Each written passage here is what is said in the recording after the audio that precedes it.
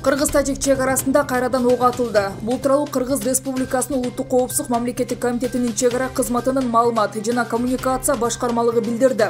2022 жылдын 14 сентябрь мамлекеттик чек аранын Кыргыз-Тажик тилкесинде курал колдонуу менен чыр-чатак орун алды. Баткен районуна караштуу Булак башы жерлигинде кызмат өтөө учурунда Тажик Республикасынын УКМКсынын чек ара аскерлигинин чек ара кызметін аныкташкан.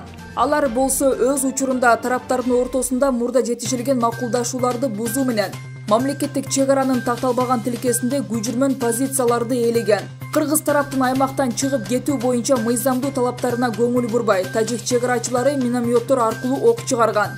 Эртең мененки саат 9:30га карата ок атышуу маал-маалы менен болуп жатат. Алдын ала маалыматтар боюнча кыргыз тараптан жабыркагандары жана жаракат алгандар жок.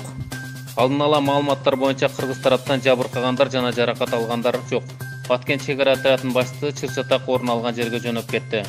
Чыр-чатактын мындан ары күчөп кетишине жол бермөө максатында Кыргыз Республикасынын чек ара кызматын Баткен облусу боюнча башкарманын башчысы полковник Кыялбек Төлөнбаев менен Тажик Республикасынын чек ара аскерлигинин Согди облусу боюнча башкарманын башчысы генерал-майор Пирогзаданын ортосунда телефон аркылуу сүйлөшүүлөр болду.